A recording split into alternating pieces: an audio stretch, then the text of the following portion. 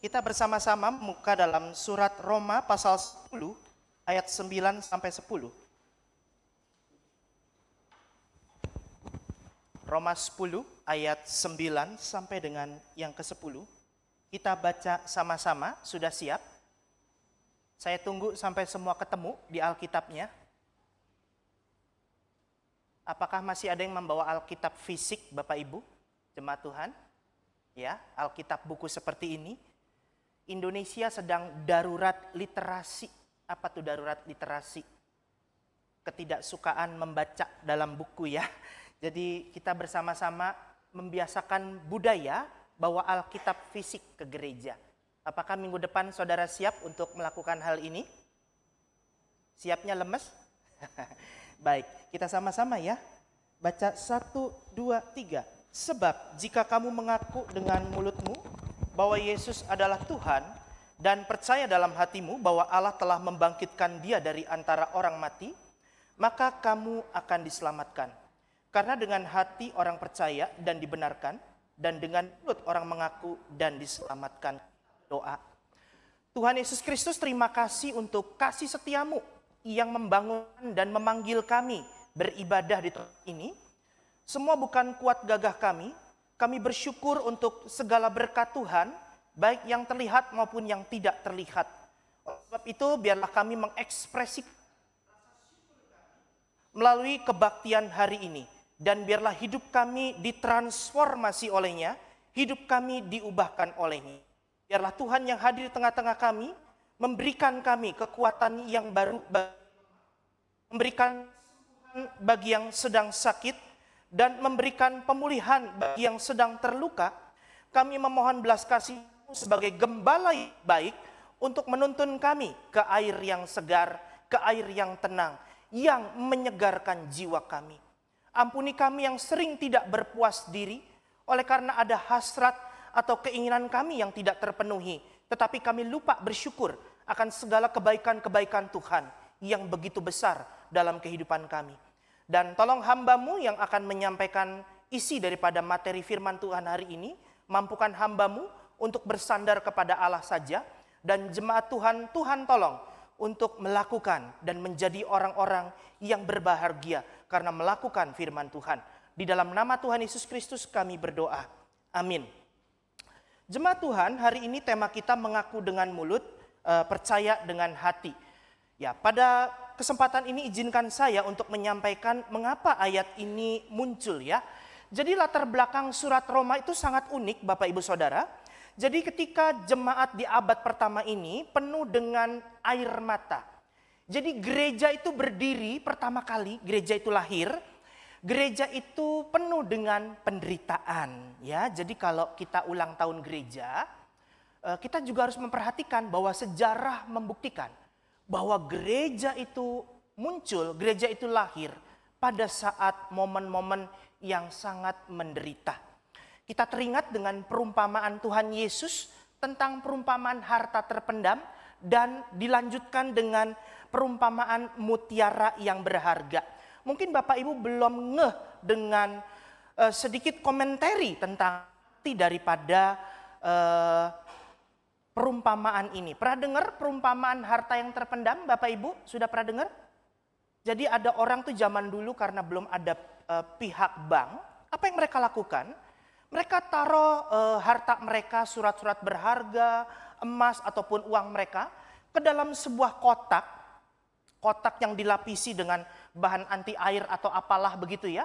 Lalu biasanya ditaruh di sebuah tanah kosong yang ditandai dengan sebuah pohonkah atau sebuah batu atau prasasti yang intinya cuma orang itu yang punya harta itu yang tahu harta itu ada di mana. Nah celakanya ketika harta itu dalam petinya dikubur dalam tanah, apa yang terjadi? Orang yang punya harta itu meninggal tanpa sempat memberitahu kepada penerusnya. Makanya muncullah istilah harta karun ya. Siapa pernah main harta karunan dulu waktu kecil? Pernah? Ada ya? Bikin peta sendiri ya. Begitu lihat dompetnya papa, wah isinya kok tagihan semua gitu ya. Nah, ketika orang itu meninggal, harta karun itu terlupakan. Sampai suatu waktu ada seorang penggarap tanah, apa yang dia lakukan? Dia mulai mencangkul tanah itu, mengolah tanah itu supaya jadi kebun, jadi sawah. Ketika paculnya tiba-tiba nyentuh, duk, wah bunyi apa ini? Dia gali makin dalam dan ketemulah peti harta itu. Apa yang dia lakukan? Dia tengok kanan, tengok kiri ya. Lalu ada orang nggak ya? Nah, dia pendam lagi karena saking gedenya peti itu, nggak sanggup untuk ngangkat itu berdua ataupun sendirian. Dia tutup, dia pendam lagi. Apa yang dia lakukan? Dia pulang ke rumah, dia jual rumahnya, dia jual tanahnya demi membeli tanah yang barusan dia jumpai harta karun itu. Jemaat Tuhan, ada yang tahu nggak meaning ataupun arti dari perumpamaan ini? Tuhan Allah itu berkata, Israel, engkaulah harta karunku.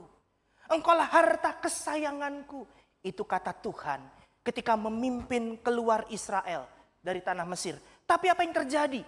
Harta kesayangan Tuhan itu enggak bersyukur. Hidupnya diselamatkan. Satu bangsa itu enggak bersyukur karena sudah menerima keselamatan. Akhirnya oleh karena sering berbuat dosa, Israel itu tenggelam, terkubur seperti harta yang terpendam. Ya. Dan siapakah yang menemukan harta itu, saudara? Tuhan itu sendiri. Tuhan tetap menganggap Israel adalah harta kesayangannya sendiri. Sampai-sampai dia mengangkatnya keluar. Siapa yang melakukan penebusan? Kristus. Dia menjual semua miliknya. Dia meninggalkan miliknya untuk membeli tanah itu. Menebus. Yesus Kristus untuk menyelamatkan engkau dan aku. Dia menebus seisi dunia ini. Yang percaya katakan amin. Perumpamaannya belum selesai. Perumpamaannya lanjut dengan perumpamaan mutiara yang berharga. Siapa di sini ada yang pakai gelang atau kalung mutiara? Ada? Coba lihat. Ada yang giginya dari mutiara? Coba senyum sedikit. Ya. Ada yang perhiasannya dari mutiara?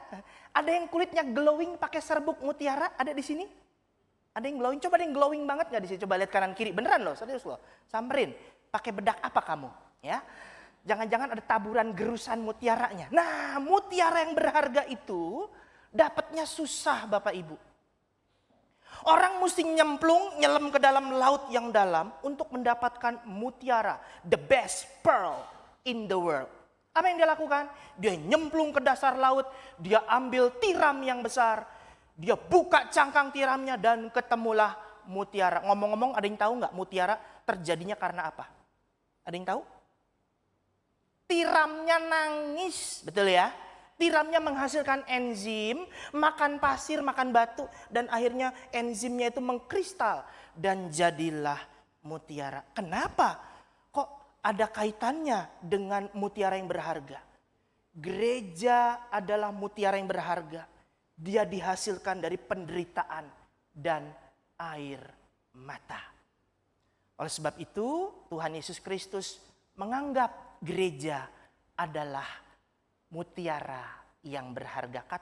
Katakan kepada kanan kiri, kamu berharga bagi Tuhan. 1, 2, 3. Oke. Ya. Hari ini kita membahas satu pengakuan. Tadi kita baca. Emangnya kalau ngaku dengan mulut dan percaya dengan hati, otomatis langsung selamat. Dengerin dulu latar belakangnya. Orang Kristen mula-mula itu nggak boleh pasang lambang gereja sembarangan. Lambang gereja pertama mereka apa tuh? Tuh, yang simbol ikan itu ya. Itu artinya iktus, ya. Artinya pengikut Kristus. Ada gengnya pengikut Kristus. Orang kadang melukis itu di tanah atau di tembok. Kenapa? Kenapa harus nulis lambang-lambang begini? Karena orang Kristen abad pertama itu dikejar-kejar. Gereja pertama itu nggak nyaman, dianiaya. Sekarang kita dianiaya nggak? Kita dianiaya oleh kemalasan kita, oleh apa lagi? Oleh melimpahnya harta kita, betul ya? Kita dianiaya dengan kenikmatan dunia yang pada akhirnya membuat kita loyo. Tapi sesungguhnya kalau kita belajar dari kehidupan orang Kristen mula-mula, kehidupannya dianiaya. Yang aniaya ada dua. Yang pertama, rekan-rekan sebangsanya sendiri yang menolak Yesus. Dan yang kedua, pemerintah Romawi yang saat itu berkuasa secara politik. Sehingga mereka dengan sembunyi-sembunyi harus ibadah. Ya, kalau hari ini ada nggak di dunia ini yang orang Kristen mesti sembunyi-sembunyi beribadah? Ada di Cungkok sana, ya, di Tiongkok orang Kristen mesti sembunyi-sembunyi. Mereka mendirikan gereja bawah tanah. Kalau ketahuan mereka ditangkap, ya, mereka dipenjarakan.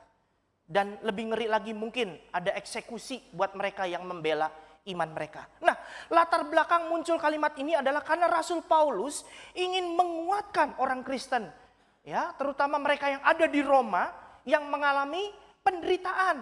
Bayangkan, orang Kristen kalau ketahuan Kristen, mereka ditangkap, lalu mereka diadu sama binatang buas dengan pertunjukan yang namanya gladiator. Kalau gladiator itu sebetulnya adu tinju zaman dulu, ya, smackdown zaman dulu. Cuma smackdownnya ini lawan singa. Ya, siapa pernah ke taman safari? Pernah, ya? Apa bedanya ke taman safari sama Ragunan? Ada yang tahu? Kalau ke Ragunan, kita yang nonton binatang yang dikurung, ya. Tapi kalau taman safari, kita yang dikurung, binatang nonton kita. Kebalikannya gitu, ya. Nah, jadi kalau kita ke Ragunan, kita lihat singa itu dikurung. Tapi kalau di taman safari, kita yang ditonton singa. Buka pintu nggak lu? Buka pintu nggak lu? Ditungguin sama singanya, ya. Nah, jadi jemaat yang dikasih Tuhan, orang Kristen diadu sama binatang buas. Atau kepalanya dipenggal, kalau ketahuan dia Kristen, kepalanya dijadikan obor untuk menerangi kota. Wah, serem, ya. Bahkan nggak sedikit yang disalib dan sebagainya. Pokoknya jadi Kristen pada awal abad pertama itu ngeri banget. Akhirnya muncullah tulisan Rasul Paulus yang mengatakan, kalau kamu mengaku dengan mulutmu Yesus adalah Tuhan dan percaya dalam hatimu. Ya, percaya dengan hati artinya melibatkan kesadaran bahwa Kristus sudah mati dan bangkit, maka kamu akan selamat. Jadi jemaat Tuhan, kalau kita berpikir dengan ayat ini, Paulus sebetulnya ingin menyampaikan satu pesan. Hei kamu orang Kristen, meskipun banyak ancaman, tapi kamu juga harus punya pemahaman yang benar dengan imanmu. Bahwa kalau kamu hanya percaya dengan hukum Taurat, kamu nggak cukup. Kamu nggak akan ngerti bahwa hukum Taurat itu justru akan membuat kamu akan mati. Jemaat Tuhan, kalau kita nggak percaya Taurat, mungkin lebih baik kita robek aja tuh kitab Keluaran. Ya, kitab Imamat, Bilangan dan Ulangan dari Alkitab kita. Kita nggak perlu hukum Taurat. Nah, pertanyaannya, mengapa orang Kristen sampai sekarang masih pegang hukum Taurat? Ada yang tahu? 10 hukum moral itu, ya. Jadi hukum Taurat ada 3. Yang pertama, hukum seremonial. Sebutkan sama-sama, 1, 2, 3. Hukum seremonial ini namanya hukum ibadah. Ya, jadi orang kalau mau mengaku dosa supaya dosanya diampuni, mereka nyembelih kambing atau domba atau lembu atau burung dara kalau nggak punya duit, ya. Mereka persembahkan di hadapan Tuhan, darahnya tercurah dan lalu dibakar dan mereka dosanya diampuni. Yesus hadir sebagai korban yang dikorbankan sekali untuk seterusnya. Jadi engkau dan aku nggak perlu lagi sembelih kambing dan domba. Itu masih dilakukan oleh saudara. Ya, teman-teman orang Muslim yang tiap tahun melakukan hari raya kurban. Ya, jadi Yesus Kristus menggenapi hukum seremonial. Hukum yang kedua namanya hukum moral. Sebutkan sama-sama, hukum moral. Tadi yang pertama hukum apa? Yang kedua, hukum moral itu hukum yang 10 hukum itu. Mulai dari jangan ada padamu Allah lain di hadapanku, diakhiri dengan jangan mengingini milik sesamamu. Hukum itu dibagi jadi 2 oleh Tuhan Yesus dengan mengatakan demikian. Kasihi Tuhan Allahmu dengan segenap hati, kasihi sesama manusia seperti mengasihi diri sendiri. Hukum kedua ini tidak dihapuskan. Makanya orang Kristen masih pakai. Jadi yang dipakai apa? Hukum moral. Hukum yang ketiga namanya hukum kewarganegaraan. Sebutkan sama-sama. Jadi hukum Taurat ada berapa macam? 3. Hukum seremonial, yang kedua hukum moral, yang ketiga hukum kewarganegaraan. Nah, ini khusus buat yang berkebangsaan Israel atau Yahudi. Nah, karena kita bukan orang Israel, bukan orang Yahudi, maka kita nggak pakai hukum itu. Jadi hukum mana yang digenapi Yesus? Hukum seremonial, hukum ibadah. Jadi jemaat yang dikasih Tuhan, kalau kita melakukan Taurat yang dimaksud adalah hukum apa? Seremonial dan juga hukum kewarganegaraan, itu tidak membuat engkau selamat.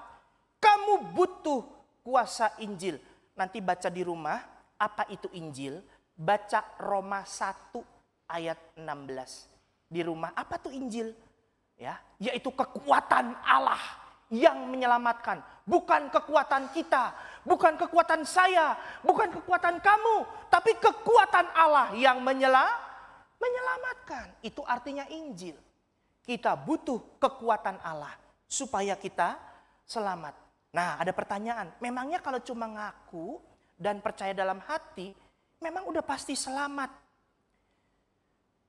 Kita jangan kaitkan dengan satu kalimat dari teman-teman saudara kita yang muslim, yang namanya 2 kalimat syahadat. Ada yang tahu 2 kalimat syahadat?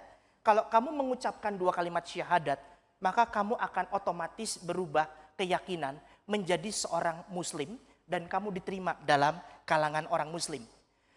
Pengakuan ini bukan ngomong soal 2 kalimat syahadat, ya. Dan kalau kita ngucapin 2 kalimat syahadat, kita baru masuk muslim.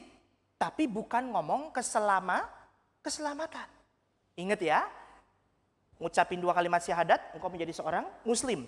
Tapi dengan kita baca Roma 10 ayat 9 sampai 10, beda dengan kalimat syahadat. Apa itu? Yaitu kepastian yang muncul dalam hati dan keluar dari lidah kita, yang menyatakan bahwa kita adalah orang-orang yang diselamatkan. Beda dong, masuk muslim sama masuk ke dalam keselamatan. Value-nya beda. Amin ya. Jadi jangan samakan kalimat ini. Oh, ini kalimat syahadatnya orang Kristen ya. Atau waktu nikah nyebutin ijab kabul. Siapa di sini waktu nikah pakai ijab kabul? Karena agamanya agama yang lama. Saya terima nikahnya saudari ini dengan seperangkat alat dapur, dibayar kredit. Ada nggak? Bayar kredit?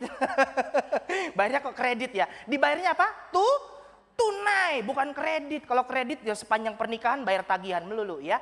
Nah, itu yang dikasih Tuhan. Jadi kita perlu tahu bahwa hukum ini sudah digenapi oleh Tuhan Yesus dan kita tinggal mengakui karya Tuhan.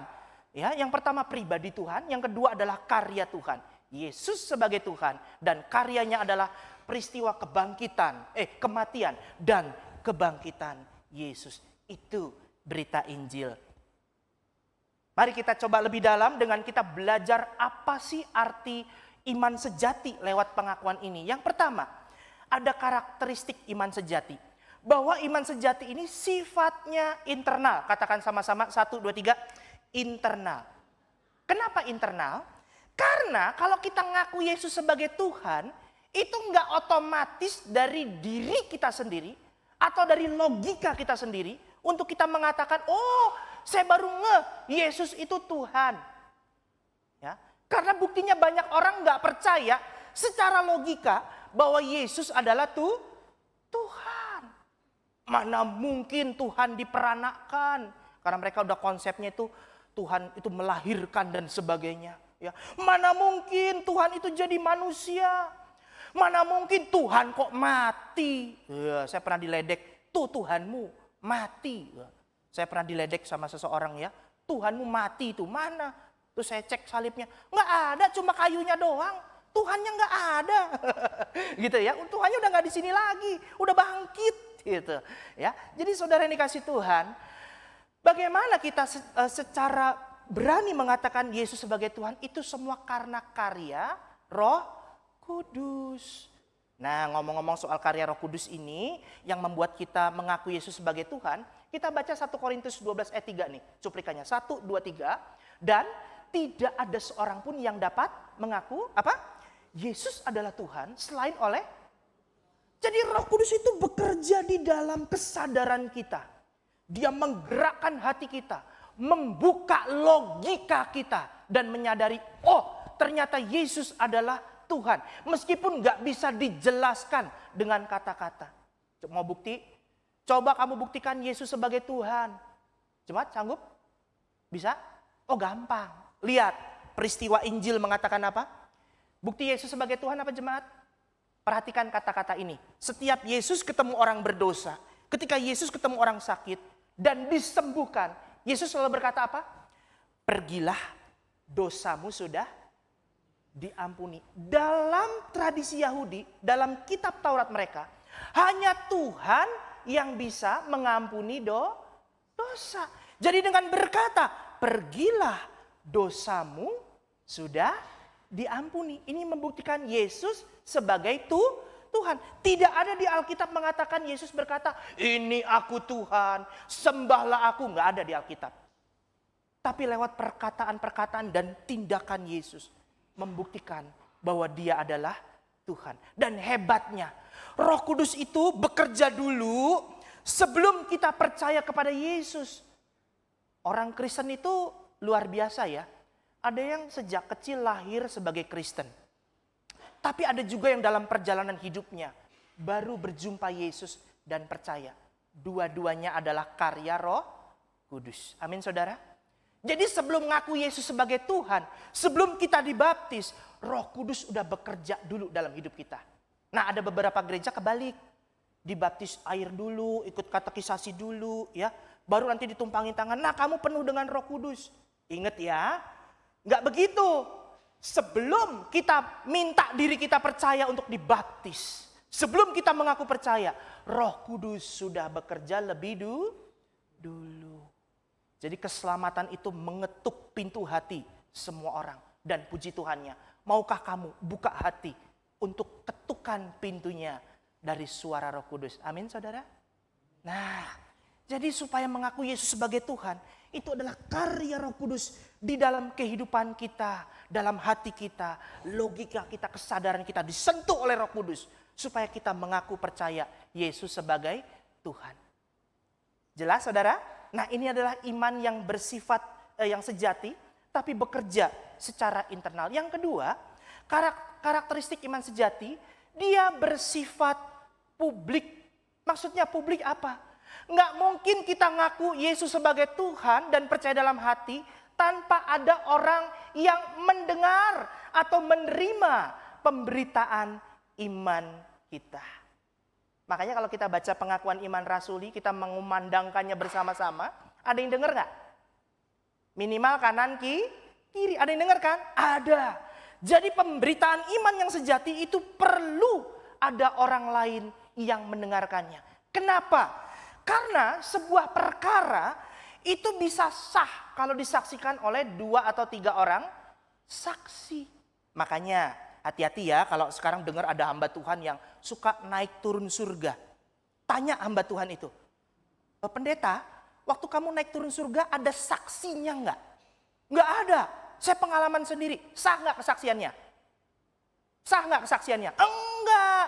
Karena cuma disaksikan sendiri. Sedangkan sebuah kesaksian yang sah harus disaksikan 2 atau 3 orang saksi. Berarti kita boleh bilang nggak orang ini halu?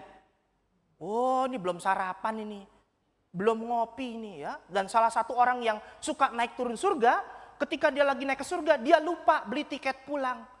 Akhirnya dia ketinggalan sekarang di surga, nggak turun-turun lagi. Ya, sudah meninggoy orangnya. Ya, kemarin naik turun surga, sekarang udah naik surga, nggak turun lagi. Lupa beli tiket pulang.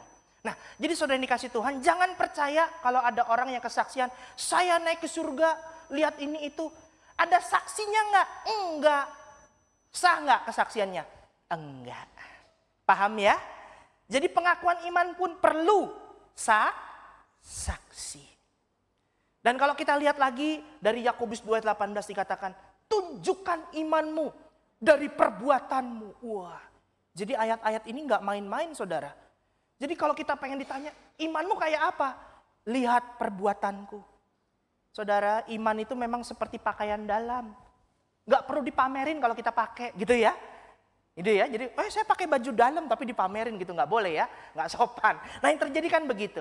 Nah iman itu nggak seperti itu. Iman itu disaksikan lewat perbuatan, lewat buah-buah kita. Karena apa? Nggak sedikit orang, kamu percaya Yesus? Percaya, tapi nggak ke gereja. Ngerti ya? Kamu percaya Yesus? Percaya. Tapi nggak pernah berdoa, nggak pernah baca Alkitab.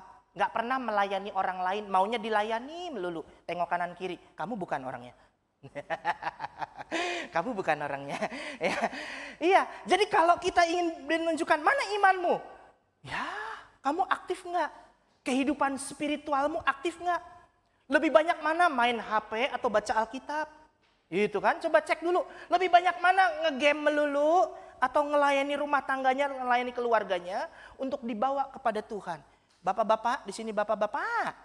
Siapa yang di sini bapak-bapak kecanduan game? Bapak-bapak, coba tengok kanan kiri, ada nggak? Nah, bapak-bapak yang usia milenial, usia Gen Z nih.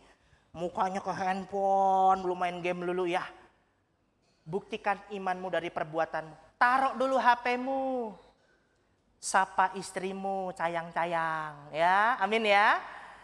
Siapa di sini bapak-bapak menghindar kalau dipanggil istrinya, "Pak, genteng bocor, entar." Gitu ya, tunggu sampai gentengnya gerobok, habis itu baru, iya dikerjain gitu ya. Tarsok melulu gitu ya, nggak peduli sama keluarga. Padahal iman itu butuh pembuktian, ya. Ibu-ibu juga jangan terlalu banyak sosialita. Perhatikan keluarga dan anak yang main HP melulu, bapaknya suaminya gendong bayi sambil nyuapin, mamanya lagi tiktokan. Kebalikan dunia sekarang ada kayak gitu, ada gitu ya. Jadi kalau saya ngomong gini, faktanya ada gitu ya. Jadi lewat perbuatan kita bisa membuktikan iman kita kualitasnya kayak apa. Hujan sedikit, nggak gereja. Flu sedikit, nggak gereja. Sakit sedikit, nggak gereja. Ngambek dikit, nggak gereja. Gitu ya. Nggak punya duit, nggak gereja. Ih, iman kita model kayak begitu. Kapan kita jadi dewasa? Gitu ya. Jadi saudara, maaf saya nggak nyindir, saya nabrak. Jadi iman kita dibuktikan lewat perbuatan kita. Ya. Jadi jangankan ngaku Yesus sebagai Tuhan, mulut mah gampang ngecap, mulut mah gampang ngomong, buktinya apa? Ayat ini membuktikan bahwa kita dituntut mengasihi Tuhan lewat pengakuan kita. Pertanyaan sederhana, apa bukti kasihmu kepada Tuhan? Apa bukti kasihmu pada Tuhan? Hamba Tuhan tuh nggak tanggung-tanggung loh, yang nggak datang-datang dikunjungin, dibesukin. Yang sakit hati dilus-lus punggungnya. Dalam hati, kapan Tuhan panggil kamu? Sabar-sabar banget ya malu ya. Ya, kapan Tuhan panggil kamu ya? Ngambek melulu, gereja enggak. Kenapa? Tersinggung sama siapa? Sama si Anu. Kapan kamu berubah ya? Jadi kayak bocil mulut tiap hari kayak begitu ya. Ya. Jadi saya juga rindu jemaat di tempat ini bertumbuh jadi dewasa. Jangan kita dikit-dikit orang yang aduh udah gak ngerti apa-apa, bikin masalah melulu. Cobalah kita jadi orang yang dewasa. Oleh karena pengakuan iman kita ini gak main-main. Amin saudara. Pentingnya bagi kita ya. Yang ketiga, karakter iman sejati adalah berpusat kepada karya Allah. Kenapa berpusat kepada karya Allah? Karena tadi dibuktikan bahwa orang yang bersusah payah untuk menjalankan hukum Taurat atau hukum seremonial itu, habis-habisan dia lakukan, bahkan hukum moral dia lakukan, dia justru tidak mendapatkan selamat. Loh, buat apa Tuhan kasih hukum tapi orang yang mau melakukannya nggak bisa dan akhirnya nggak bisa selamat? Untuk apa hukum Taurat, saudara? Kalau gitu untuk apa hukum 10 hukum itu untuk apa?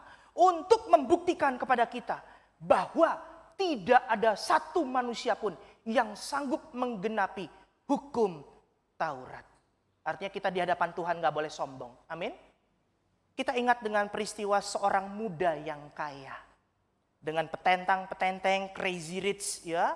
Crazy rich ini datang pada Yesus. Guru, apa yang bisa kulakukan untuk mendapatkan hidup yang kekal? Lalu Yesus dengan santai menjawab, lakukanlah hukum Tuhan. Lalu dia dengan sombong dia berkata, sudah kulakukan sejak usia mudaku. Cie. Kalau gitu sekarang Tuhan Yesus tahu isi hati orang ini. Dia langsung serang pakai hukum ke-1. Masih ingat hukum ke-1? Hukum ke-1 apa? Jangan ada padamu Allah lain di hadapanku. Yesus langsung serang pakai hukum ke-1. Buka matanya. Dia ngomong gini, Tuhan Yesus. Kalau gitu, jual hartamu, hasilnya bagikan kepada orang miskin, lalu kembali ke sini, ikut aku. Perhatikan, cerita ini real adanya, gak dibuat-buat. Apa yang terjadi dengan orang muda itu? Orang muda itu dengan sedih hati, dia meninggalkan Yesus. Alkitab mencatat, karena banyak hartanya. Yesus menyerang dia dengan hukum 1. Apa itu? Jangan ada padamu ilah lain di hadapanku. Orang muda ini, ilah lainnya apa? Hartanya. Dengan kata lain, harta tidak membuat engkau selamat. Beberapa teman waktu itu di Manado gelisah dengan datangnya persembahan yang tiba-tiba. Wah, bendahara gereja bingung. Pak Pendeta, ada yang persembahan 3 miliar. Siapa itu? Gereja kita bisa kaya raya nih gara-gara ada persembahan 3 miliar. Emang biasa berapa? Kita tiap minggu cuma 300 ribu. Ya. Jemaat banyak tapi persembahan 300 ribu. Iya, pada ngasihnya 1.000 semua. Kali ini dapat 3M Pak. Waduh, luar biasa. Dapat 3M, iya. Dari mana? Gak tahu Pak, orang itu yang kasih. Dia lihat orang, wah pejabat keren. Gak lama, pejabat itu pakai rompi oranye. Ya, ada yang ngomong siapa tuh? Pejabat itu pakai rompi orange. Ketangkep KPK. Ya, makanya saya tuh kalau pas anak saya lagi males gak mau makan, papi suapin ya. Tapi papi ingat cuma sekali aja karena takut ketangkep KPK. Melakukan suap gitu ya. Karena melakukan suap takut ketangkep KPK ya. Jadi begitu saudara ya. Pertanyaan saya sederhana. Apa sih maksud orang itu korupsi lalu memberikan uangnya kepada gereja? Ngapain? Ada perasaan bersalah. Dia pikir dengan membagi hasil kejahatannya ke gereja, dia ada kesempatan untuk membenarkan diri. Ah, saya kan korupsi bukan untuk saya sendiri, tapi saya bagi tuh ke gereja untuk pekerjaan tuh Tuhan. Setelah tahu pejabat itu ditangkap KPK, buru-buru bendahara gereja ini kembalikan uang itu. Karena takut gerejanya juga dibredel sama KPK. Ini gereja yang sehat ini. Ya, amin saudara. Jadi uangmu tidak menyelamatkan engkau. Sekalipun engkau beli tanah yang mahal di San Diego Hills. Gue bingung 1 kali 2 aja berapa M tuh sekarang gitu ya. 1 kali 2 meter di San Diego Hills berapa sekarang? Ada yang udah kredit di sana? Udah invest? Belum? Ya nggak apa-apa ya. Jadi kita berpikir bahwa dengan status kekayaan kita, pintu surga tetap sempit kalau kita berpikir keselamatan bisa ditukar dengan harta. Inilah yang menjadi pengakuan iman kita di hadapan Kristus. Oleh sebab kita nggak sanggup melakukan hukum Taurat, Kristus menyatakan lewat dirinya lah janji itu digenapi. Galatia 4 ayat 4 mengatakan, seorang anak yang lahir dari seorang perawan yang tunduk atau menggenapi hukum Taurat. Siapakah dia kalau bukan Kristus Tuhan? Jemaat yang dikasih Tuhan, kalau gitu kontennya apa iman yang sejati itu? Isinya apa sih iman itu? Apakah iman kita satu yang kosong? Tidak. Iman yang sejati isinya kalimat pertama tadi apa? Yesus sebagai Tuhan. Pertanyaan saya sederhana. Sudahkah engkau menempatkan Kristus sebagai Tuhan dalam hidupmu? Sederhana sih pertanyaannya, jawabannya susah. Jawabannya berat. Kadang-kadang kita yang pengen jadi Tuhan. Betul nggak? Tuhan, mau tidur nih ya. Tuhan, jagai mobilku, jagai tokoku, jagai usahaku. Aku mau tidur. Amin. Tuhan jadi satpam. Bukan jadi Tuhan. Ya. Tuhan berkati anakku mau masuk fakultas matematika. Waduh, kita minta hikmat Tuhan, minta Tuhan bikin dia pinter dan sebagainya. Kita menjadikan Tuhan sebagai tempat kita meminta-minta. Pertanyaannya apa kita memperlakukan dia sebagai Tuhan? Ya, saya sering ngomong sama pelayan mimbar. Hei pelayan mimbar, Kalau kita maju ke depan, terutama yang wanita, hati-hati pakai baju jangan full press body. Kayak mobil Kijang tahun dulu ya, full press body. Kenapa? Antara dua kemungkinan. Kita menghina Tuhan atau sedang memuliakan Tuhan. Perhatikan baik-baik. Kita menghina Tuhan atau sedang memuliakan Tuhan. Hati-hati. Kalau kita memperlakukan diri kita seperti itu, dengan penampilan seperti itu, sudahkah engkau menempatkan Kristus sebagai Tuhan? Engkau bekerja karena Kristus sebagai Tuhan. Engkau berdagang oleh karena Kristus sebagai Tuhan. Engkau menjadi ibu rumah tangga sekalipun oleh karena Kristus sebagai Tuhan. Atas keluargamu, atas hidupmu sendiri. Tanpa otoritas Kristus dalam kehidupan kita, maka sia-sialah iman percaya kita. Jadi jemaat Tuhan sangat penting bagi kita untuk menyadari Kristus sebagai Tuhan. Nah, jadi pada masa itu ada keterpaksaan untuk percaya ya bahwa Yesus sebagai Tuhan. Selain juga diancam oleh kaisar, kalau orang mengaku Yesus sebagai Tuhan, kamu juga akan mati. Tapi ada masanya kekaisaran Romawi ini menempatkan kekristenan sebagai negara agama. Apa yang terjadi jemaat? Orang-orang yang gak masuk Kristen, karena kami sudah jadi negara Kristen, mereka yang gak mau masuk Kristen, pertama bayar pajak lebih mahal. Yang kedua, hak-haknya sebagai warga negara dikurangin. Akhirnya apa yang terjadi dengan orang-orang? Yaudah, daripada bayar pajak lebih mahal, daripada hak-haknya dikurangin, lebih baik saya masuk Kristen. Jadi ini bukan karena kesadaran, bukan menempatkan Yesus sebagai Tuhan, tapi karena takut dengan ancaman. Ada nggak di sini yang percaya Yesus sebagai Tuhan oleh karena apa? Kenapa kalau ditanya, dulu kamu jadi Kristen gimana? Oh, dulu waktu itu saya sudah masuk ruang ICU. ICU. Nah, ya aku lihat kamu ya. ICU ya. Tiba-tiba muncul sosok berbaju putih. Ya datang. Ya. Cahayanya terang sekali. Lalu saya ditanya, udah minum obat apa belum? Itu mah perawat yaitu dokter ya. Cahaya terang itu mengatakan, akulah Yesus ya. Orang itu percaya oleh karena apa? Mengalami mujizat kesembuhan. Alasan kita ikut Yesus bukan karena mujizat. Kalau alasan kita ikut Yesus, maka kita nggak jauh beda dengan 5.000 orang yang menerima 5 roti dan 2 ikan yang cukup untuk mereka makan. Lalu mereka besoknya datang lagi, minta makan lagi sama Yesus. Iman mereka dibentuk oleh karena mujizat, bukan karena percaya Yesus sebagai Tuhan. Jangan jadikan landasan engkau percaya Yesus karena mujizat. Jangan dijadikan alasan dan latar belakang engkau percaya Yesus oleh karena dia menolongmu. Tapi jadikanlah Yesus sebagai Tuhan. Karena alasan Roh Kudus memang bekerja dalam hidupmu. Amin saudara. Itu iman sejati. Yang kedua kontennya, kita lihat dulu ya Kita lihat kesaksian dari Charlie Kirk. Yang baru-baru ini beritanya heboh ya. Oleh karena dia memberitakan Yesus, dia ditembak. Ini kesaksian nyata saudara. Ternyata di Amerika tidak sebebas itu memberitakan kebenaran. Tidak sebebas itu memberitakan Injil. Kita pikir, oh Amerika negara bebas. Selevel Charlie Kirk bisa ditembak mati oleh karena memberitakan tentang Yesus. Berarti di negara kita bisa nggak terjadi seperti ini? Bisa sekali. Bisa sekali. Saya ingat waktu itu ada seorang hamba Tuhan, di mana saya lupa ya. Lagi khotbah tiba-tiba dari depan sana ada yang nembak. Dor, persis kena di sininya. Mati. Oleh karena memberitakan kesaksian tentang Yesus. Hari ini apakah masih ada aniaya gereja? Masih. Masih ada penolakan orang Kristen? Masih. Kenapa kita terus yang dianiaya? Karena kita bukan dari dunia ini. Amin saudara. Kita asalnya dari sono. Dari surga sono. Amin.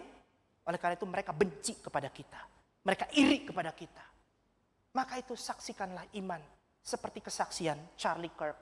Dan selanjutnya konten iman yang sejati adalah kematian dan kebangkitan Yesus. Kenapa berita ini penting? Karena kita harus menyatakan tentang kematian dan kebangkitan Kristus.